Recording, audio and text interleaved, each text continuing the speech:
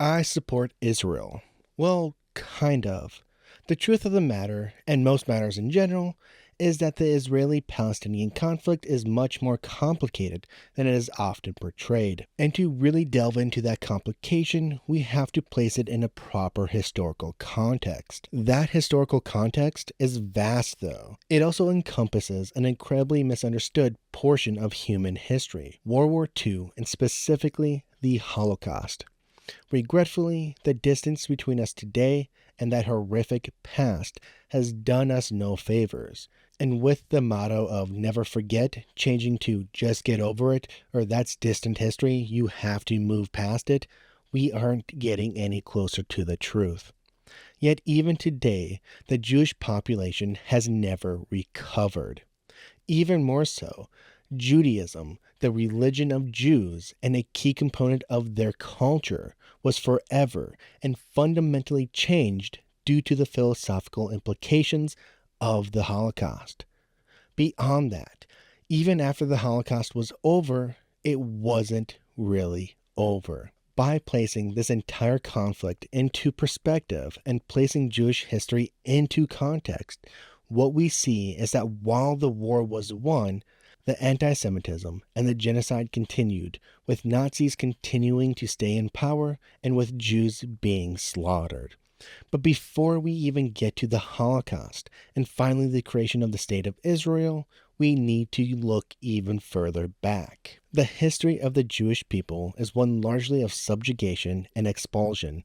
Historically, Hebrews, and later Jews, never had significant power. While there would be a short-lived united monarchy, followed by two kingdoms of Israel and Judah, these nations would never be a major strength. For the most part, they would be a footnote in history, with their largest importance really being a buffer zone. During their short-lived period of sovereignty, they would face constant threats, such as by the Egyptians, and later domination at the hands of the Assyrians and Babylonians. They would also face exile and deportation. While some inroads would be made back into the Levant, later expulsions would center the Jewish community in Europe. During the Middle Ages, the core of the Jewish community was centered in Europe, but that didn't stop the expulsions. Throughout Europe, they would continue to face expulsions from places such as England and Spain, as well as pogroms throughout the Russian Empire. Not to mention the massacres and anti-Semitism that would occur throughout the continent. Now, there's a lot of history here, which would take volumes to cover. The key point, though, is that the Jewish community had a history of being expelled, of being persecuted, and having to relocate. While peace, or at least periods of less hardships, could be found, much of the history is filled with persecution. For our purposes, we can jump to around 1753 with the coining of the term the Jewish question. The Jewish question was first posed in Great Britain in regards to debates surrounding the Jewish Naturalization Act of 1753. Briefly, the Jewish Naturalization Act would have allowed Jews to become naturalized citizens of Great Britain and was largely a reward for the loyalty to the government that the Jewish community had shown during the Jacobite Rising of 1745. The bill was quickly rescinded, though, after an enormous public outburst of anti-Semitism broke out. Over the course of almost 2 centuries, the question would crop up time and time again when dealing with Jews, who seemed to pose a singularity as a people against a growing trend to nationalism amongst various states. Various solutions to this question would be posed by different governments, ranging from expulsion to widespread pogroms and ethnic cleansing, especially in Eastern Europe, to segregation, such as forcing Jews to only live in what would become known as the Pale of Settlement in the Russian Empire.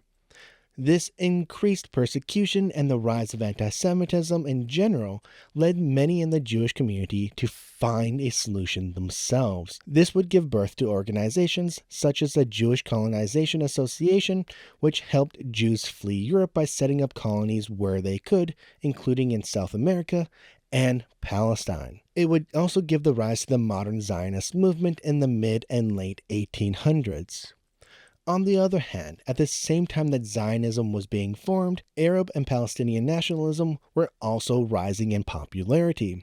This rising nationalism would form a foundation for the later Israeli-Palestinian conflict. While Jews had lived in Palestine for generations, the rise of both Zionism and Arab nationalism made for an incredibly shaky relationship. Zionism was seen as a threat among the Arab leaders in Palestine, and with a growing influx of Jews into Palestine, that threat was met with violence. This would only worsen with Germany's solution to the Jewish question. With the situation worsening in Europe, the demand for Jewish immigration had grown considerably. It would be met with an increasing difficulty, though. Places which were once safe havens, such as the United States, Brazil, and Argentina, were restricting passage for Jews fleeing from Europe. This would lead to Jews instead fleeing to the Middle East, including Palestine, in much larger numbers. The mass exodus of Jews from Europe also coincided with the initial solution that Nazi Germany had for the Jewish question. Deportation was a central idea to begin with, but as Germany's goals increased, for them, it became clear what the answer was to the Jewish question. They developed the final solution. Often, when we think of the Holocaust and the acts of Nazi Germany, we want to see it as an isolated event, that what the Nazis did existed in a bubble. The truth is so much less clean and tidy. What the Nazis did, what the Holocaust symbolized, was just the next step in an evolutionary process. The Nazis were able to achieve, at least in part, what others had already attempted. What made the Nazis stand out and allowed for the Holocaust was the industrialization of the killing process. Ethnic cleansing of Jews was widespread. Russia led this sort of atrocity, but Eastern Europe in general was guilty of such actions. In places like Poland, pogroms grew to be more regular, which increased the mass exoduses from those areas. With the rise of the Nazi Party and the development of the final solution, those ethnic cleansings and atrocities were conducted on a much larger scale, and this time, they were done with an efficiency that had never been seen before. Genocide was turned into a science, and Germany had everything that it needed in order to conduct it on a mass scale. While the Holocaust would begin in Europe, Hitler's intention was to fully exterminate the Jewish population. In 1941, Hitler met with Ayman al-Husseini, a Muslim leader in Mandatory Palestine, and promised that Germany would also eliminate the Jewish foundations in Palestine. During World War II, Jews in Palestine were surrounded by pro-Nazi regimes. Arab leaders in Palestine had made ties with the Nazi Party as far back as 1936, and the Vichy regime in control of Syria and Lebanon were both pro-Nazi. This would lead to two major fears of German invasion into Palestine. The first was from the north, with the Vichy regime, but was squashed by the Allied invasion on June 8, 1941. The more serious threat had become known as the 200 Days of Dread. In 1942, the German Afrika Korps, under the command of Erwin Rommel, was posed to overrun British possession in the Middle East. As part of the invasion, Egypt had been commanded to carry out systematic mass killings of Jews in both Palestine and Egypt. The 200 Days of Dread would eventually come to an end after the Allied victory in the Second Battle of El Alamein, which halted the Axis from advancing further into Egypt. By the end of the war, it's estimated that 6 million Jews had been murdered. That's around 60% of the Jewish population in Europe. Even as the Allies closed in on the Nazis and on Hitler, the slaughtering of Jews did not cease. If the Nazis were going to lose a war, they were going to still kill as many Jews as humanly possible. For many of us, we imagined that once the Allies liberated the concentration and death camps, Jews were free to go home in peace. The truth couldn't be further from that depiction. In Poland, as Jews attempted to return, anti-Jewish riots broke out in numerous cities. In Kielce, during 1946, 150 Jews tried to return home. Fearing that hundreds more would return to reclaim their belongings and property, a pogrom broke out. 41 Jews would be killed and 50 more would be wounded. It was clear that returning home wasn't an option. Many Jews would remain in their concentration camps, which had been turned into displaced person camps. There, they would wait until they could find a new country to call home, but much of the world didn't want them. And to add insult to injury, in many of these camps, it was the Nazi soldiers who were often put in control over the populations. While we would like to think that after the war, the Germans realized their mistakes and tried to change them, the fact is that little really changed. The Germans knew of the severity of their crimes against humanity, so much so that when the liberating camps were approaching, they attempted to destroy as much evidence as possible. Today, when visiting Germany, few depictions, statues, and forms of honoring of the Nazis remained. However, this wasn't by the choice for the Germans. It was forced upon them. It was a condition of their defeat. The country would have a superficial facelift, erasing the crimes of their past.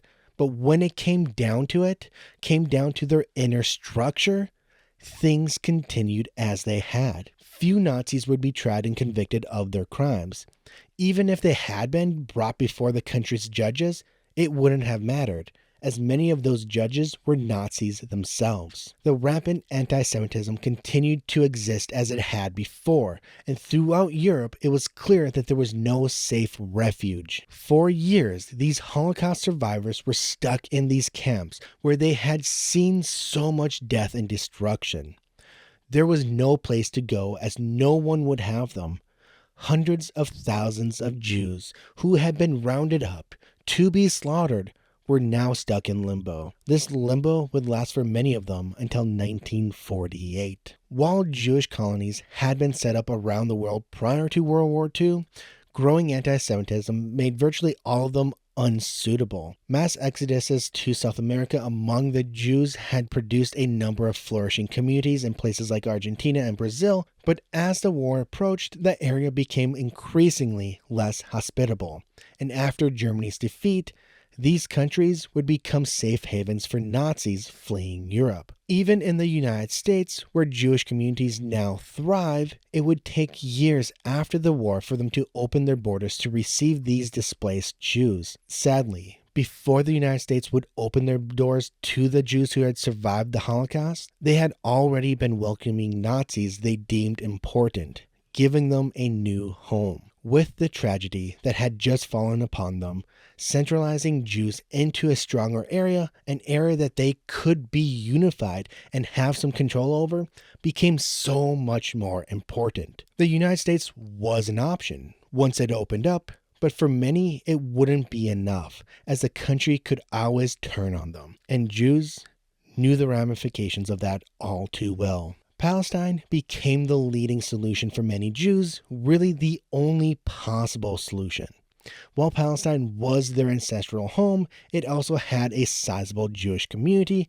It was also part of the now defunct Ottoman Empire and was a League of Nations mandate, which became a United Nations mandate. Part of mandatory Palestine was the Balfour Declaration of 1917, in which the British had promised support of a Jewish national home. Because of that, discussions about establishing a homeland for Jews had been discussed for decades leading up to the 1947 partition. In a special session, the UN General Assembly voted to partition Palestine into two states, one Jewish, one Arab. Virtually as soon as the resolution had been approved, attacks were performed by Arab irregulars against the Jewish population of Palestine. Reprisals and counter-reprisals would continue, with thousands being wounded or killed. When the termination of the British mandate ended and Israel declared independence, an all-out war broke out. It would become known as the First Arab-Israeli War, which erupted on May 14th, 1948. During the next couple of days, Jordan, Syria, Egypt, and Iraq, followed later by Lebanon, would join the Palestinians. The purpose of the Arab armies was largely the same as what Hitler proposed: extermination. For the Jews, fearing another Holocaust, their initial goal was simply survival. They had anticipated an Arab invasion and hoped that their preparations would be enough to prevent annihilation. That goal would later expand to expanding the Jewish state beyond the borders assigned by the UN Partition Agreement in order to both incorporate isolated Jewish communities but also add more territories to their state in a way that would make it easier for them to defend their borders. The war waged on for 10 months, and after it was over, around 750,000 Palestinian Arabs had fled the area. At the same time, around 850,000 Jews were expelled or fled their homes in Arab countries. Many of these individuals would be able to find a home in Israel, but hundreds of thousands would have to find a new home elsewhere. For those Palestinian Arabs, their situation was much more tragic. Most remained refugees and continued to live in refugee camps. Neighboring Arab states would deny them or their descendants citizenship. In 1949, Israel did try to offer a partial solution by allowing some who had families in Israel to return home, to release refugee accounts, and to repatriate 100,000 refugees, but the Arab states rejected any sort of compromise. As far as they were concerned, Israel didn't exist, and thus they could not do anything that might give them the recognition of a state. Those Arabs who had remained in Israel would eventually be granted citizenship and finally the same rights as Jewish citizens, but it was a long road. For nearly 2 more decades, conflict would continue, with violence being instigated on both sides. The major threat to Israel, though, would be Egypt. Having gained control of Gaza Strip during the previous war, Egypt aided Palestinian attacks from that area. They would also begin amassing a large troop on the Sinai Peninsula.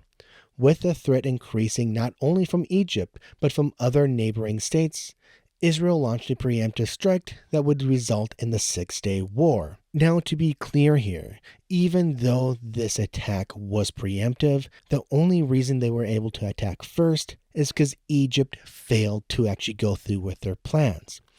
If we look at the history, if we look at the sources, we know that Egypt had actually intended to attack first, but because they were so mismanaged, they simply weren't able to do so. Now, following the war, Israel had succeeded in claiming the entire area that was once the British Mandate of Palestine, but it also led the Arab nations to form the 3 no's: no recognition, no peace, no negotiation with Israel. There would also become an increase in the activity of the Palestinian Liberation Organization, the PLO.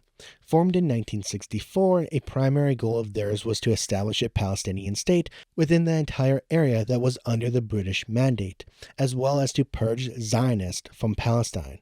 Or in other words, they wanted to get rid of Israel and all the Jews that lived there. The PLO would be founded in armed struggle, believing that it would be through force that their goals would be accomplished. However, since 1993, they have now recognized the right of Israel to exist and have officially rejected violence and terrorism. Terrorism did continue though, and in 2018, a segment of the PLO had once again called for the destruction of Israel, rejecting their right to exist. However, for 2.5 decades, the PLO would wage a terrorist campaign against Israel.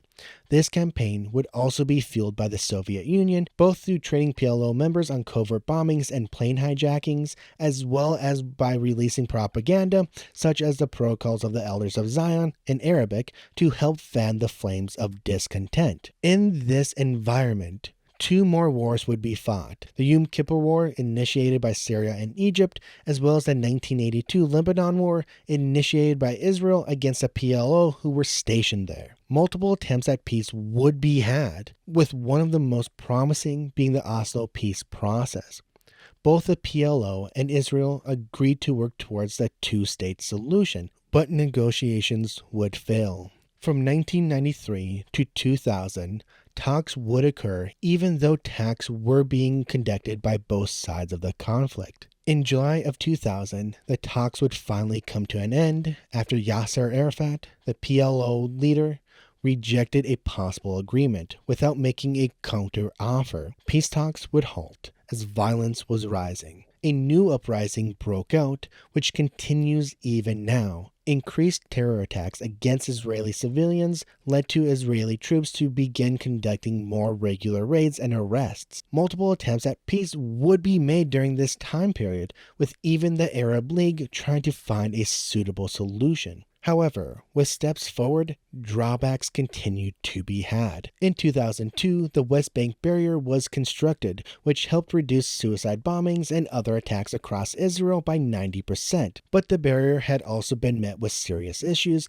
as much of it was built within Palestinian territory as per the 1948 Green Line. Right-wing and ultra-conservative groups within Israel have also objected to many of the peace solutions. The death of Yasser Arafat also provided a major blow. Upon his death, it was revealed that he had received billions of dollars in aid from both foreign nations and other organizations, but much of this money was never used to develop Palestinian society. On a yearly basis, they were receiving almost $2 billion, with close to $10 million in total asset. This controversy eroded much of the remaining faith that the Palestinians had in the organization, and it gave the Hamas a growing support, who did not recognize Israel's right to exist. In turn, this led Israel to cut off negotiations with the Palestinian Authority, which was controlled by Hamas, as they simply couldn't negotiate with an organization that was intent on wiping them out. The current situation in Israel is multifaceted and surrounded by difficult history. To put the blame on one side ignores all of that history. To pretend that the situation is an easy solution ignores all of that history. For half a century, Israel has faced threats not only to their very existence, but attacks on their citizens from people who refuse to recognize their right to exist. In turn, they have aggressively defended themselves because they know what happens when they don't. Their need for sovereignty, for them, is a matter of life and death, which the Holocaust made very real for them. With the Palestinians, hundreds of thousands were expelled or had to flee from their homelands. Some of these exoduses were fueled by the promise by the Arab countries that they would be able to return home after the Jewish presence was eradicated. But today, that has left many of those individuals without a home. However, we also can't ignore that those countries that supposedly came to assist them then also left them without any support when they lost, and sabotaged potential help from Israel because of their refusal to accept their right to exist. For those Palestinians who have remained, they also face the threat of their lands being encroached on, as mass influxes of Jews into the country has led many looking for areas to expand. While Israel, at times, has tried to restrict this encroachment, they simply haven't succeeded. Today, by far, Israel is the stronger force there. They were a nation forged in war, formed in horrors that they don't want to repeat.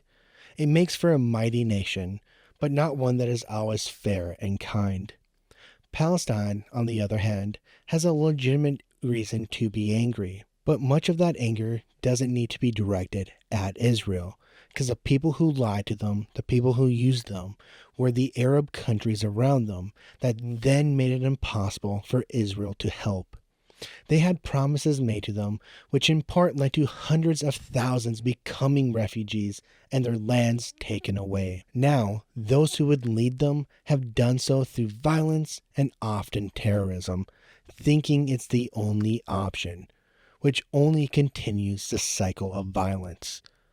Neither side is perfectly innocent, but neither side is also fully to blame. It's a complicated situation that needs nuance, and that nuance has to be rooted in some historical knowledge.